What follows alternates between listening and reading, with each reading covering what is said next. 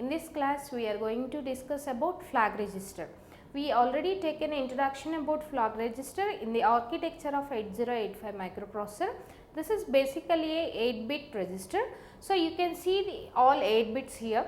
So S, Z, AC, P and CY are used bits in this flag register. That means in that 8 bits of flag register we will use only 5 bits. That means S means sign flag. When S is equal to 1 means if MSB of ALU result is equal to 1, then only your sign flag is equivalent to 1. And coming to 0 flag, when Z is equal to 1 means if ALU result will shows you 00H, then only your 0 flag will be activated. That means your ALU result will shows 00H, then your 0 flag will be activated. Then coming to parity flag, whenever your result is in even parity, then your parity bit is activated or is equivalent to 1. Coming to carry flag. So whenever carry occurred, if carry or borrow occurred in addition or subtraction, then your carry flag will be activated and gives 1. And coming to auxiliary carry, so carry, when this auxiliary carry is equal to 1 means if carry from lower to upper nibble is carried or borrow from upper to lower nibble is carried, then you will get auxiliary carry is equivalent to 1. But this auxiliary carry is cannot be accessed by the programmer. So this can be, this only used by the computer, this only accessed by the computer and it is used for BCD addition purpose. Now I will show you an example which will shows this sign flag and auxiliary carry and everything. So now I am going to take an example. I want to add BCD. So I want to add BCD. So BCD means you know that these two are hexadecimal numbers, 2-bit hexadecimal numbers. I want to add this hexadecimal numbers. You know that the value of B is 11 and C is 12 and D is 13, E is 14. So now I am taking that binary values. B is of 11 means, so here 1011 and C is of 12. 12 means 1100 and here D is of 13. 13 means 1101. So this is 13 and E of 14 means, so here you can take 1110. So now we need to add these two. So now I am adding these two. 0 0 will result you 0, 0 plus 0 0, 0 plus 1 1, 1 plus 1, 0 with carry 1, 1 plus 1 plus 1, then 1 with carry 1.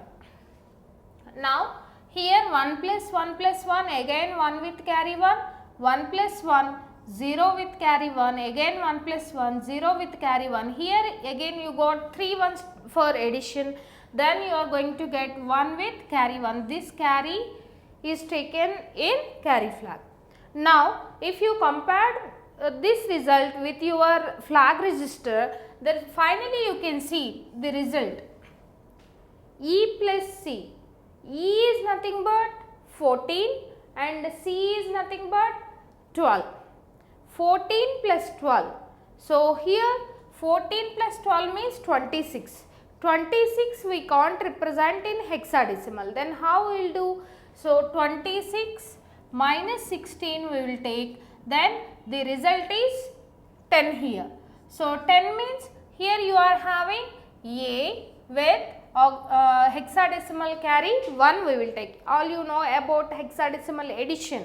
In the starting unit we taken this hexadecimal addition in digital electronics. So now here B means here 11 and D means here 13. 11 plus 13 is equivalent to 24, 24 plus 1 25. So 25 also we cannot represent in hexadecimal, then we will take 25 minus 16 is equivalent to 9. Then what we will do? So here 9 with hexadecimal carry 1 we will take. So here you can observe this is 9A, 1010 means A and this is 9. 9A is the result with hexadecimal carry 1. Here how we will place ones in this flag register means, coming to S, this is a sign flag. When it will be 1 means, if MSB of ALU result is 1, that means most significant bit of ALU. ALU, you know that ALU is a 8 bit. So, in this 8 bits, the MSB is 1 here. If MSB of ALU result is 1, then sign flag is 1 for this result. For this operation, if you saw your flag register, then S will be is equivalent to 1. Coming to 0 flag, when 0 flag is equal to 1 means, if ALU result is 00H, then only Z is equal to 1.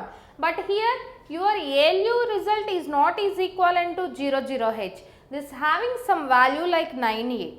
So, your 0 flag won't be activated here and will be put as 0. So, now coming to parity flag. So, parity flag will be activated or gives 1 whenever ALU result is in even parity. Now, you can observe your ALU result. This is in even parity or not, you need to check. So, here you can observe 4 ones. 4 ones in digital data means that is in even parity. Definitely you can put your parity flag as equivalent to 1 in this particular operation. So, now coming to carry flag. Whenever carry or borrow occur during addition or subtraction, then your carry flag will be activated. So, we are getting final end around carry. So, that is why. So, your carry flag is equivalent to 1. Yes, we got carry, that is why you taken this carry as equivalent to 1. Coming to auxiliary carry. Carry from lower to upper nibble or borrow from upper to lower nibble in case of subtraction is occurred, then you can put your auxiliary carry is equivalent to 1. Now, you can see here, so this is 1 nibble and this is 1 nibble. So, here from this nibble to this nibble you got carry. So, in this addition of 3 ones you got 1 with carry 1. So, that means this carry, so this particular carry carried from this lower nibble to upper nibble. So, that is why your auxiliary carry value is also equivalent to 1, but this auxiliary carry we can't access. So, that means programmer is not having access to auxiliary carry, that will be internally used by the computer like in BCD addition, like that type of operations, it will be internally used by the computer. So, like this flag register is going to set its value according to the operations.